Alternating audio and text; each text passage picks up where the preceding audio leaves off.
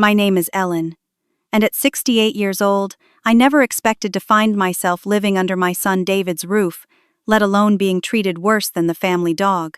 After losing my James to cancer, I thought moving in with David and his wife Amanda would bring comfort. Instead, I found myself increasingly unwelcome, culminating in a dinner where Amanda said those words, "I will never forget. You will eat what the dog does not finish." What happened next changed everything between us. Before I tell you what happened that evening, let me know where you are watching from in the comments, and tap that subscribe button if you have ever dealt with family tension that boiled over in ways you never expected. James and I had been married for 45 beautiful years when cancer took him from me. We had built our life together brick by brick, memory by memory, in our charming two-story colonial in Connecticut. It was not a mansion by any means, but it was ours. Every corner held memories of Christmas mornings, birthday celebrations, and quiet Sunday afternoons when James would read the newspaper while I tended to my indoor plants. The backyard garden was my pride and joy, with roses James had planted for our 30th anniversary still blooming each summer. When James passed away 8 months ago, the house felt impossibly empty. The silence was deafening. I would find myself talking out loud just to hear a voice. Our son David suggested I sell the house and move in with him, his wife Amanda, and their 2-year-old son Tommy.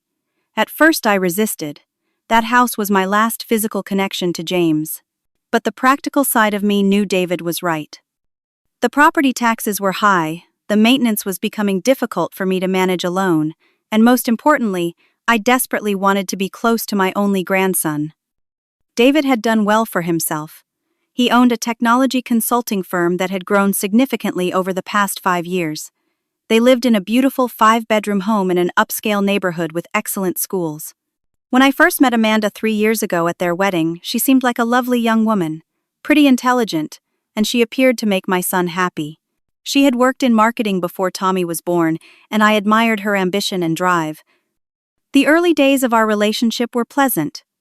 We would go shopping together occasionally, and she would ask for my recipes when David mentioned missing my cooking.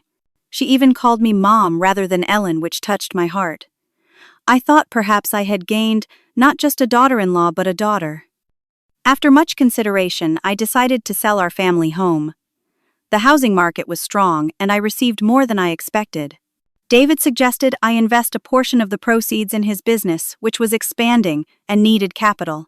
I trusted my son completely and knew James would have too. So I wrote a check for $200,000, nearly half of what I had from the sale. The rest I put into secure investments for my retirement and future needs. The plan seemed perfect. I would have my own bedroom and bathroom in their spacious home. I would help with Tommy while Amanda pursued her part-time consulting work.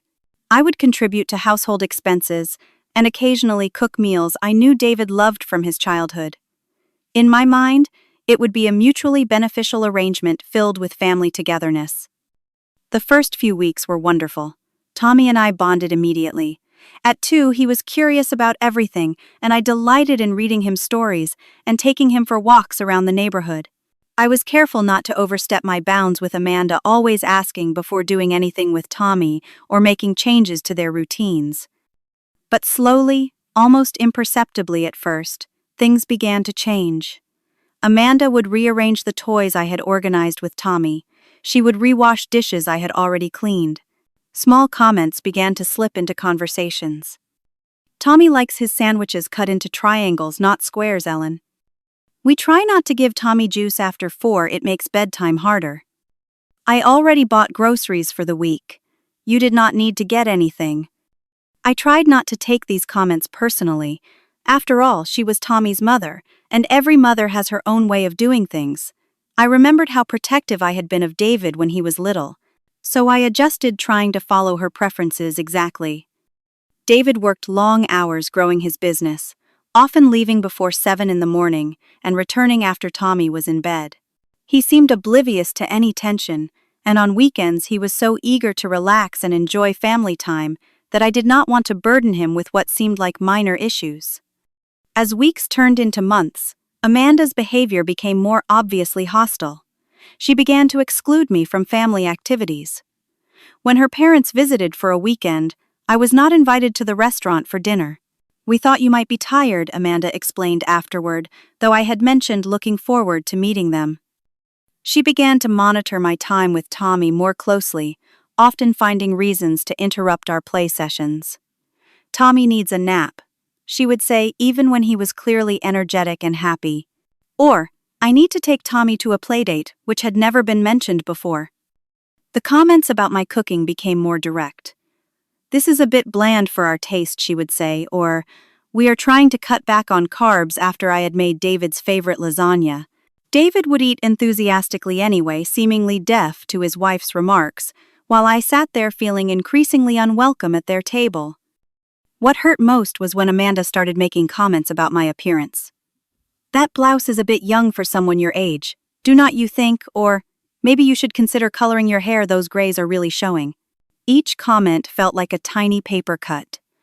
None fatal, but painful nonetheless, and they accumulated. Despite all this, I tried to maintain peace. David seemed happy to have me there, and the time with Tommy was precious to me. I told myself that this was just an adjustment period, that eventually Amanda would become more comfortable with my presence. I had lost so much already with James's passing.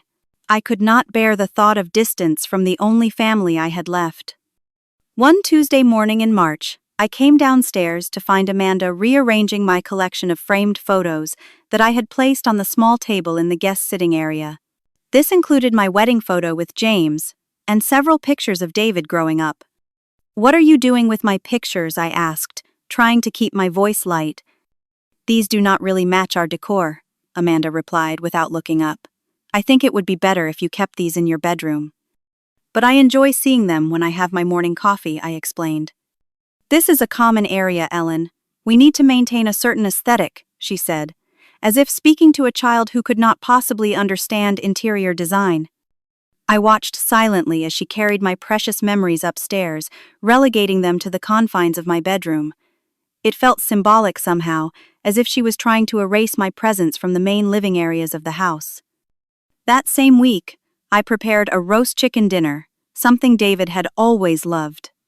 I used James's secret blend of herbs and spent the afternoon carefully cooking. When dinner time came, Amanda took one bite and immediately reached for the salt. "Mom always made the best roast chicken," she announced to David. "Remember how we would have it every Sunday? No one can make it quite like her."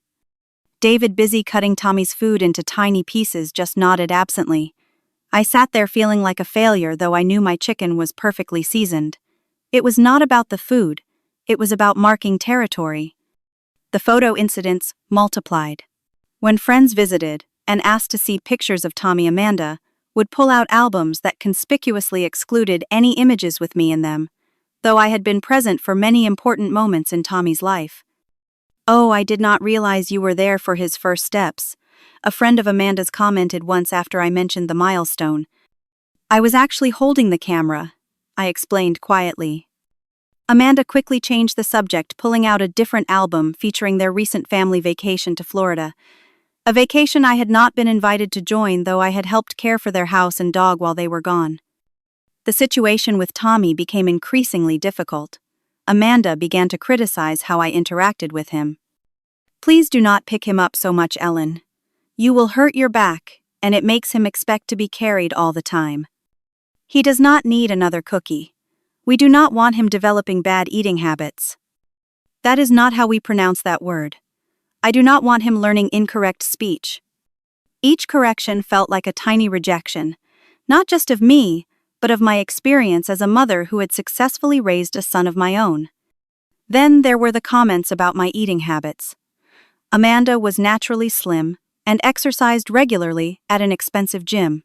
I had always been average in build, neither thin nor heavy. But after James died, I had lost weight from grief. Now that I was feeling somewhat better, my appetite had returned, and I had regained some pounds. "Should you be having seconds?" Amanda would ask when I reached for more food at dinner. Or, "Those pants are looking a bit tight, Ellen. Maybe we should look into a walking program for you." These remarks were always made with a smile, as if she was concerned for my health, but the underlying message was clear: you are too old, too fat, too much. My weekly lunches with my friend Judy became my lifeline. Judy and I had been friends since our children were in elementary school together. She had also lost her husband, though years earlier, and understood my grief in a way few others could. "She sounds like a nightmare," Judy commented, after I shared some of Amanda's behavior. We were sitting at our favorite cafe, the one place I felt I could speak freely. "I am sure she is just protective of her family," I said, still making excuses. "It cannot be easy having your mother-in-law living with you." Judy said firmly, "There is a difference between adjustment difficulties and disrespect. What you are describing is disrespect." I stirred my coffee, watching the cream create swirling patterns. What should I do? I cannot move out. I invested in David's business, and frankly I cannot afford to buy another house in this market with what I have left. "Have you talked to David?" Judy asked. "I have tried, but he is always so busy. And when I do mention small incidents, he says I am being sensitive or that Amanda is just stressed about work and Tommy." "You need to be more direct," Judy insisted, "or this will only get worse." Deep down I knew she was right, but confrontation had never been my strong suit. James had always been the one to handle difficult conversations in our marriage. Without him, I felt ill-equipped to address the growing hostility in my son's home. The conflict inside me grew daily. I wanted to maintain peace for David's sake. I wanted to be near Tommy as he grew. But my dignity was being eroded bit by bit, and I found myself becoming someone I did not recognize. A person who second-guessed every word, who apologized for taking up space, who felt grateful for the smallest kindnesses that should have been basic human decency. I began to withdraw, spending more time in my room to avoid Amanda's critical gaze. I would wait until she left the house to spend time with Tommy or to use the kitchen. I became hyper-aware of every noise I made, every dish I used, every minute I spent in common areas. This was not how I had envisioned my life after James. This was not the supportive family environment I had hoped would help heal my grief. Instead, I found myself grieving not just for my husband, but for the relationship with my son that seemed to be slipping away under Amanda's influence. The day before everything changed started like any other Tuesday. I woke early, made myself a cup of tea, and sat by the window in my bedroom, watching the spring sun cast long shadows across the backyard. I could hear Amanda downstairs, already busy in the kitchen, the sound of cabinets opening and closing with more force than necessary. When I finally ventured downstairs around 7:30, Amanda was in full planning mode for a dinner party she was hosting the following evening for her wealthy friends from the country club. "There you are," she said, when she saw me, her tone suggesting I was late for an appointment I did not know I had. "I need to go over some things about tomorrow night." "Of course," I replied, pouring myself another cup of tea. "How can I help?" "Actually, I need you to stay in your room after 6 tomorrow. Charlotte and Mark Wilson will be here, along with the Petersons and Bryants. It is important everything goes perfectly." I felt a familiar pang of exclusion, but nodded. "I understand, but I am happy to help with preparations or cooking if you need." Amanda gave me a tight smile. "That is not necessary. I have ordered catering from La Maison. But you could make yourself useful today by taking Tommy to the park this morning so I can clean the dining room properly." The implication that I might somehow contaminate her pristine dining room hurt, but I was happy for uninterrupted time with Tommy. I would love to take him to the park. As I prepared Tommy's snack for our outing, I could hear Amanda on the phone in the next room. "Yes, it is still an issue," she was saying in a low voice. "Living with my mother-in-law is not what I signed up for. David keeps saying it is temporary, but it has been months now with no end in sight." I froze the peanut butter knife suspended over the bread. "I know she invested in the business, but that does not give her the right to take over my home," Amanda continued. "She is constantly undermining me with Tommy cooking meals when I have already planned our menu for the week, rearranging things." Each accusation felt like a slap. I had been painstakingly careful not to overstep, always asking before doing anything, always deferring to Amanda's preferences. To hear her portray me as some intrusive monster was deeply wounding. Tommy and I spent a lovely morning at the park. At 2, he was fascinated by everything from ants crawling on the sidewalk to dogs being walked by their owners. His joy was infectious, and for a few hours I was able to forget the tension at home. When we returned, Amanda was directing a cleaning service that had arrived in our absence. "Take him upstairs for his nap," she instructed me without a hello or thank you, "and make sure he actually sleeps. He needs to be well rested for tomorrow." I took Tommy upstairs, read him his favorite story about trains, and sat with him until his eyes grew heavy. Watching his peaceful, sleeping face, I felt a surge of protective love. I would endure anything to be part of his life, even Amanda's coldness. That afternoon, while Amanda was out picking up her dry cleaning for the dinner party, I decided to prepare a special breakfast for Tommy for the next morning. He loved pancakes shaped like animals, and I had become quite skilled at creating bears, rabbits, and his favorite elephants with trunk-shaped pancake batter.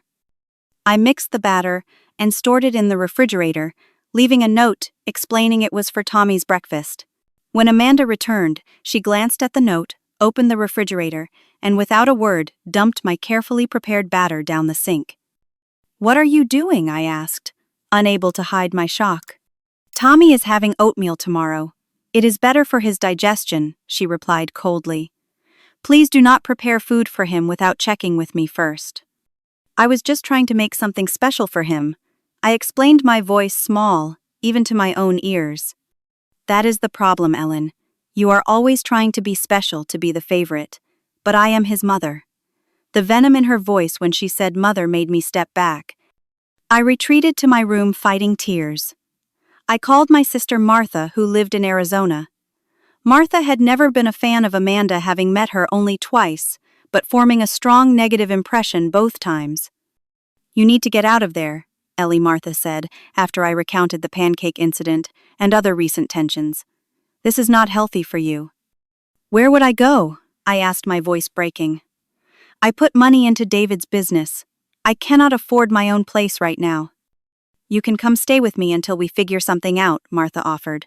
"My guest room is always open to you." The thought was tempting, but Arizona was so far from Tommy and David. "I will think about it." I promised, though we both knew I was unlikely to leave. After we hung up, I found myself looking through old photos of James. There was one I particularly loved, taken on our 40th anniversary.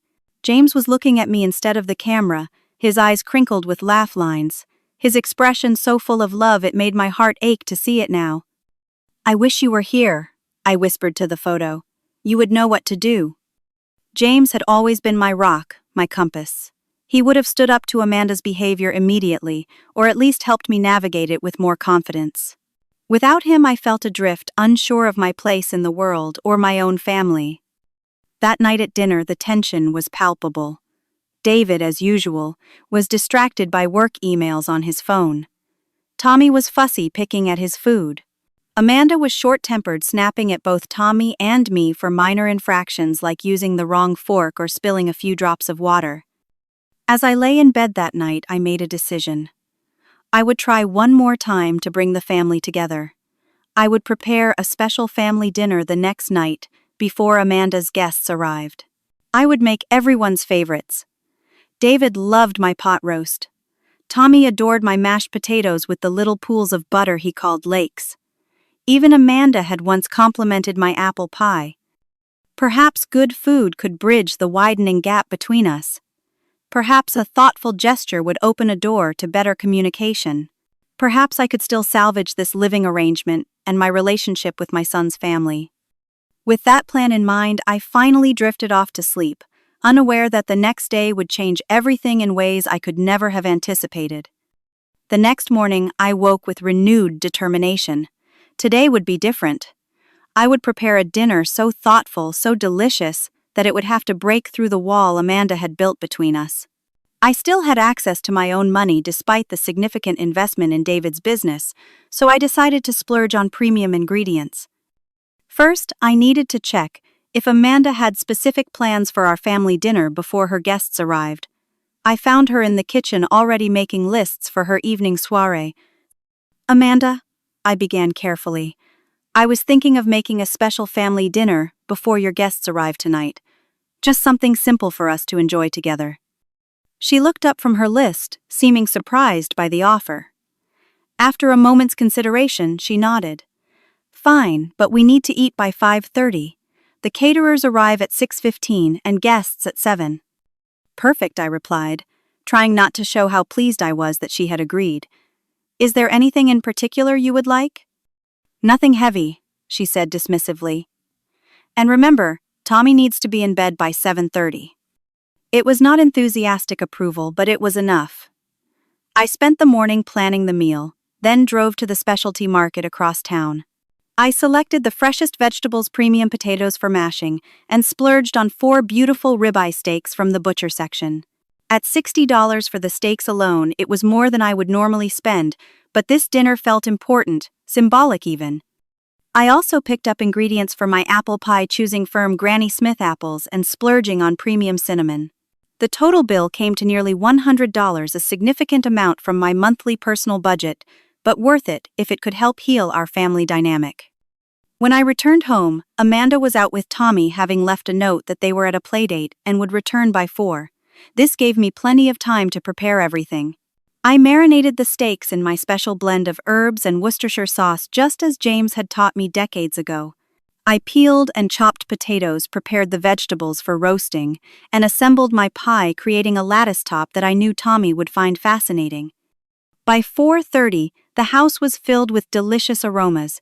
The pie was cooling on the rack, the potatoes were ready for mashing, the vegetables were roasting to perfection, and the steaks were marinating, ready to be cooked just before serving.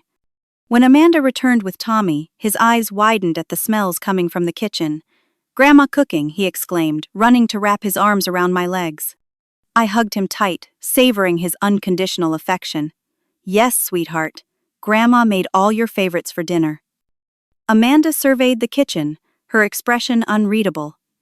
"It smells good," she admitted reluctantly. "Tommy let go of Grandma now. You need to wash up and change before dinner." As she led Tommy upstairs, I felt a small spark of hope. She had acknowledged my effort, however, minimally. Perhaps this evening would be a turning point. David arrived home just before 5:30, still on a business call as he walked through the door. He waved at me distractedly, pointing to his phone to indicate he would be a few more minutes. I nodded understandingly and returned to putting the final touches on our meal. By 5:40, we were all seated at the dining table. I had used the everyday dishes rather than Amanda's good china, knowing she would want those pristine for her dinner party. Still, I had made an effort with a nice tablecloth and candles, creating a warm atmosphere. "This looks wonderful, Mom," David said, as he took his seat finally off his phone. "What is the occasion?" "No occasion," I replied, smiling. "Just wanted to make something special for my favorite people." Amanda said nothing but helped Tommy into his booster seat. I served the food, making sure everyone got their favorites. The steaks had turned out perfectly seared on the outside and juicy within. Tommy clapped his hands at the lakes of butter in his mashed potatoes, and even Amanda took a generous portion of the roasted vegetables. For a few minutes there was the comfortable silence of people enjoying good food. David complimented the steak, and Tommy made happy humming sounds as he ate his potatoes. Amanda ate quietly, offering neither praise nor criticism, which felt like progress. Then, David's phone rang. He glanced at it apologetically. "I have to take this. It is the Singapore client." He stepped away from the table, leaving just Amanda, Tommy, and me. "More potatoes, Tommy," I offered, noticing his plate was nearly empty. "Yes, more lakes," he agreed enthusiastically. As I served him another small scoop, I noticed my own plate was empty as well. The vegetables had been particularly good, roasted with rosemary and garlic. "Could you pass the vegetables, please?" I asked Amanda. She looked at my clean plate, then at me, her eyes narrowing slightly. "You have had plenty," she said quietly, so Tommy would not hear. "You are always eating more than your share. It is no wonder your clothes are getting tight." The comment stung, but I tried not to show it. "I only had a small portion," I said, keeping my voice light. "And they are so delicious." Amanda sighed dramatically and pushed the vegetable dish slightly in my direction, but not close enough for me to reach it comfortably. "If you must," she muttered. I leaned forward, stretching to reach the dish. As I did, Amanda added in a voice just loud enough for me to hear, but not loud enough to carry to where David was pacing with his phone. You will eat what the dog does not finish. I froze, my hand still extended toward the vegetables. The words hung in the air between us, so shockingly disrespectful that for a moment I thought I had misheard. But the small, satisfied smirk on Amanda's face confirmed I had not. Time seemed to slow down. In that moment, I saw with perfect clarity what my life had become in this house. I was less than the family pet. I was unwanted, disrespected, barely tolerated. All my efforts to make peace, to be helpful, to blend into their lives without disruption had failed. No matter what I did, Amanda had decided I was unwelcome. Something shifted inside me. A lifetime of accommodating others, of keeping the peace at all costs, of putting my needs last, suddenly felt like a heavy coat I could finally take off. James would never have wanted me to live like this, diminished and disrespected in my own family. I straightened up slowly, no longer reaching for the vegetables.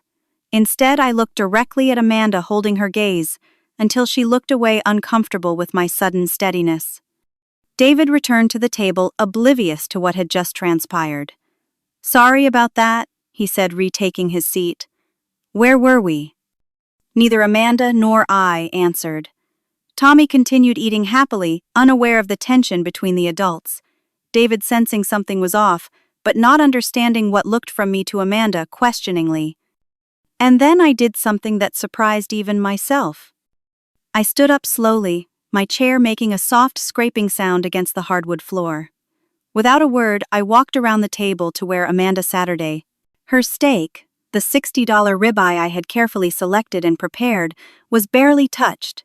She had cut into it once or twice, but had mostly pushed it around her plate while eating the vegetables and a small portion of potatoes.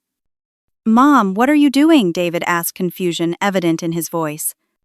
I did not answer him. Instead, I calmly picked up Amanda's plate, steak and all. Amanda looked up at me, her expression shifting from smug satisfaction to confusion. "Ellen, what do you think you are doing with my plate?" she demanded. "Just following your suggestion," I replied, my voice steady and clear. I walked over to the corner of the dining room where Rusty, their golden retriever, lay on his bed. Rusty perked up immediately at my approach, his tail wagging hopefully. "Mom," David called again, more alarmed now. With deliberate movements, I knelt down beside Rusty's bed. The dog sat up eagerly as I placed Amanda's plate on the floor in front of him. "Here you go, Rusty," I said softly. "Amanda does not want her steak." Rusty did not need to be told twice. He immediately began devouring the expensive cut of meat, his tail wagging furiously. "What are you doing?" Amanda shrieked, jumping to her feet. "That is my dinner."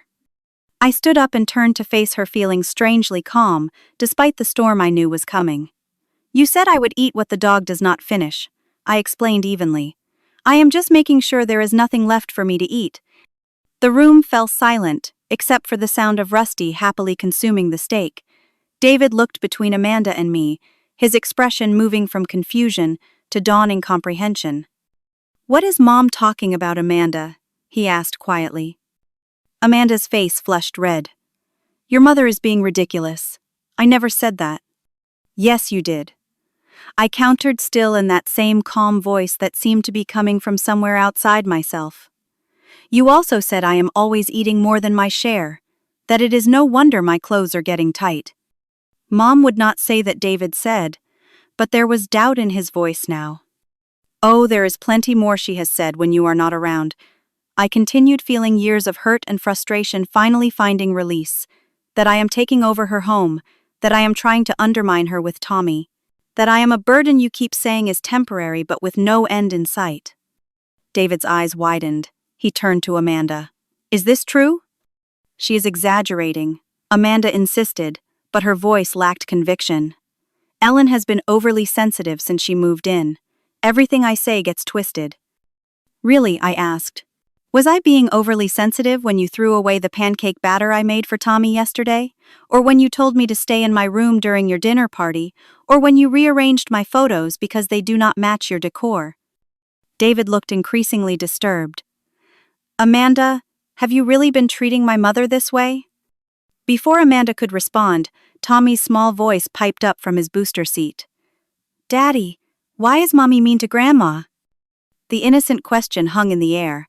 Amanda's face went from red to white. David turned to his son, clearly unsure how to respond.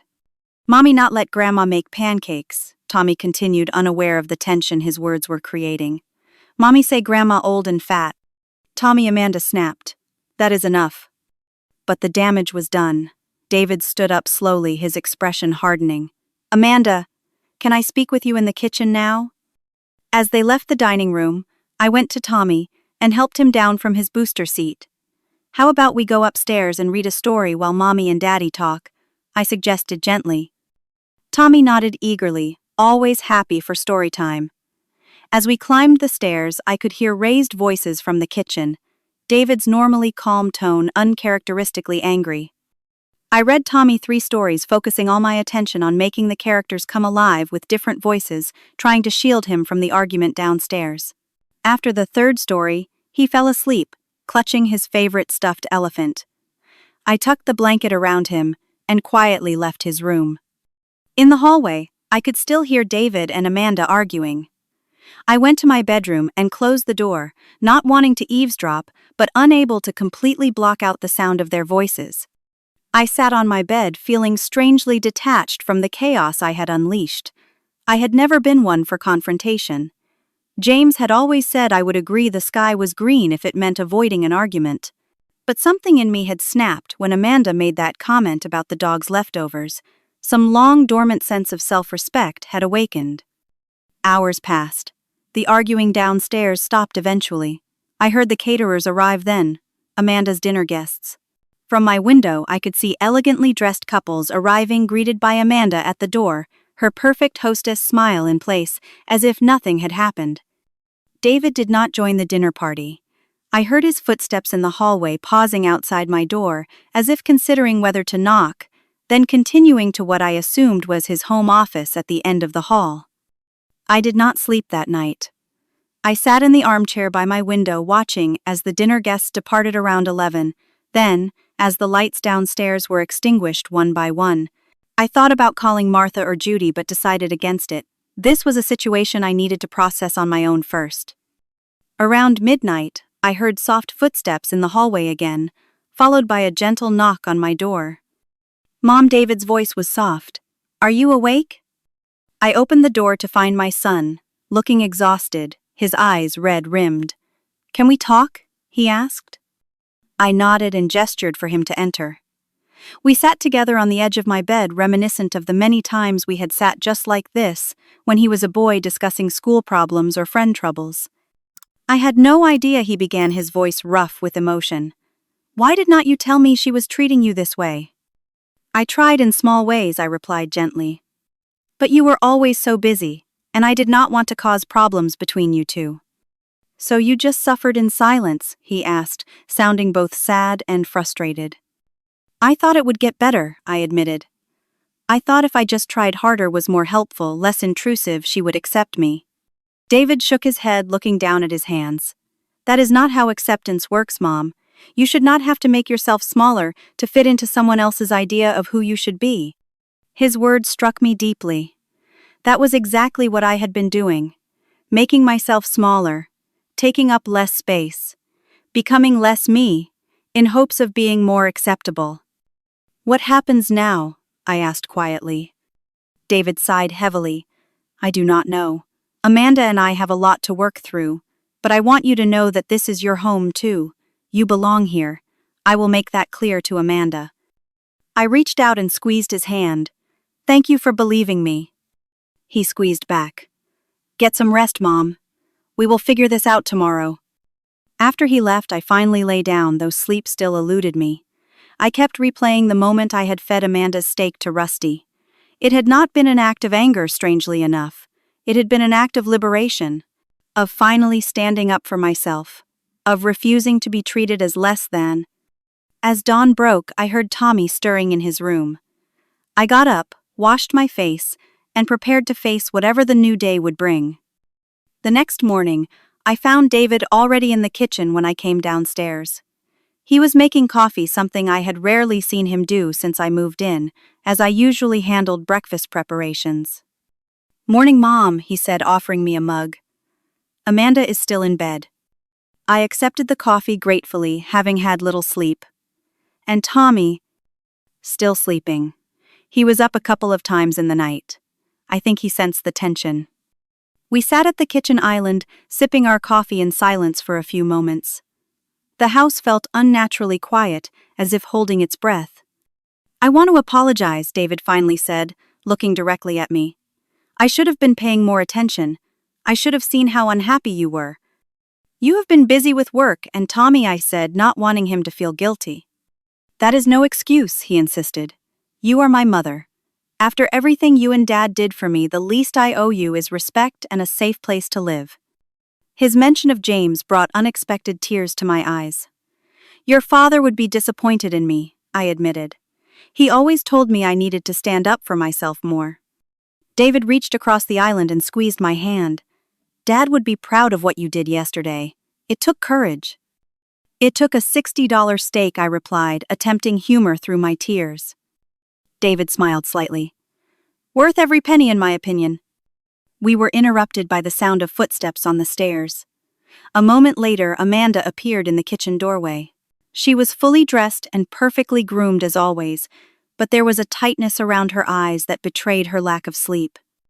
"Good morning," she said stiffly. David nodded acknowledgement but did not return the greeting. I murmured a quiet, "good morning" out of ingrained politeness. Amanda poured herself a cup of coffee and leaned against the counter, not joining us at the island. So she said after taking a sip, "Are we going to discuss what happened last night?" "Yes," David replied firmly. "We need to talk about how you have been treating my mother." Amanda's eyes narrowed. "How I have been treating her?" "She fed my dinner to the dog." "After you told her she would eat what the dog did not finish," David countered. "It was a joke," Amanda insisted. "Ellen is being overly sensitive as usual." I felt a familiar urge to apologize, to smooth things over, to make excuses for Amanda's behavior.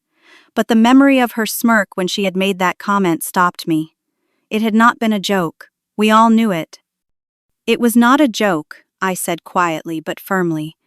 "And neither were the comments about my weight or throwing away food I prepared or telling me to stay in my room during your dinner party." "This is my house," Amanda said coldly. "I have a right to run it as I see fit." "Actually," David interjected, "this is our house, and my mother lives here too. She deserves to be treated with respect." "Respect?" Amanda laughed bitterly. "What about respect for me? For my role as Tommy's mother, Ellen, is constantly undermining me, trying to take over, acting like she knows better about everything." "That is not true," I protested. "I have been careful to follow your rules with Tommy, to ask permission before doing anything." "You are smothering him," Amanda snapped. "And you are smothering us. This was supposed to be temporary, but it has been 8 months with no end in sight." David's expression hardened. "Mom sold her house and invested in my business at my suggestion. Where exactly do you expect her to go?" "I do not care," Amanda replied, her voice rising. "She can rent an apartment. She can move in with her sister. She can go to a retirement community. I just want my house back." "Your house?" David repeated incredulously. "The house that my mother's investment helped pay for, the business that her money helped expand, which pays our mortgage." Amanda's face flushed. She had clearly not expected David to bring up the financial aspect of our arrangement. That was an investment, not a purchase of permanent residency rights. "No, it was family helping family," David corrected. "Something you seem to have forgotten." The tension in the room was palpable. I felt sick to my stomach, hating that I had become a source of conflict between my son and his wife. Despite Amanda's treatment of me, I did not want to be the reason for their marriage troubles. "Perhaps I should look for my own place," I suggested hesitantly. "I do not want to cause problems between you two." "No, Mom," David said immediately. "This is your home now. We agreed to that when you sold your house." Amanda slammed her coffee mug down on the counter. "So that is it. She stays no matter what I want." "What I want," David said carefully, "is for my wife to treat my mother with basic human decency and respect. Is that really too much to ask?" "And what about what I want?" Amanda demanded. "Does that matter at all to you?" "Of course it does," David replied.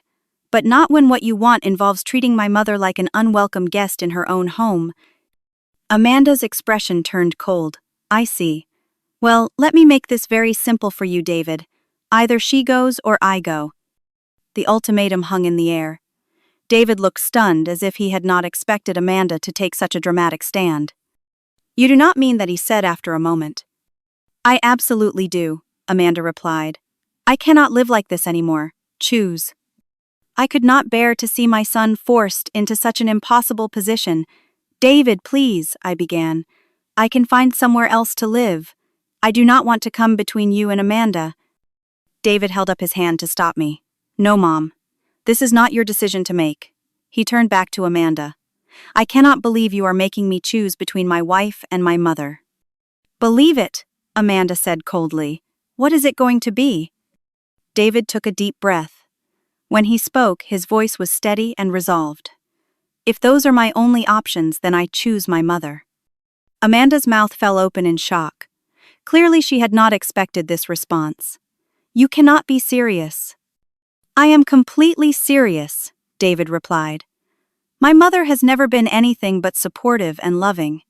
She has bent over backwards trying to accommodate you, and you have treated her with contempt. I cannot, and will not, choose someone who would treat my family that way." "I am your family," Amanda shouted. "Tommy and I are your family." "Yes, you are," David agreed, "which is why I would never ask you to choose between me and your parents. Family is not an either-or proposition, Amanda. At least it should not be." Amanda's face contorted with anger. "Fine.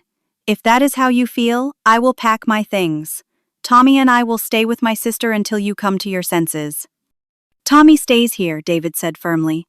"You can go wherever you want, but my son stays in his home with his father and grandmother who love him." "You cannot keep my son from me," Amanda hissed. "I am not trying to," David replied. "You are the one choosing to leave. Tommy's room toys, routine, and support system are all here. If you want to disrupt that out of spite, that is your choice."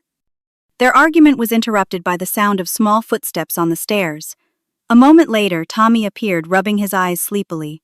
"Daddy, why is everyone yelling?" David immediately went to Tommy, kneeling down to his level. "I am sorry we woke you, buddy. Mommy and Daddy were just having a grown-up discussion." "Are you mad?" Tommy asked, his lower lip trembling. "No one is mad at you," I assured him, joining David at Tommy's side.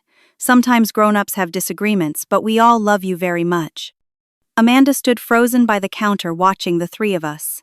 Something in her expression shifted, a mixture of jealousy and realization crossing her face. "I need some air," she announced abruptly, and walked out the back door into the garden. David looked after her, then turned his attention back to Tommy. "How about some breakfast, champ? Grandma makes the best pancakes." Tommy's face lit up. "With lakes of syrup." David laughed, the sound strained but genuine. "Just a small lake. We do not want you bouncing off the walls all day." As I prepared breakfast, my mind was whirling with the events of the morning. I had never expected David to take such a firm stand on my behalf. I had never expected Amanda to issue an ultimatum, and I certainly had never expected that ultimatum to backfire so spectacularly. I did not know what would happen next, but for the first time in months I felt like I had an ally. I felt seen. And most importantly, I felt worthy of being defended. 3 months have passed since that fateful dinner when I fed Amanda's steak to Rusty.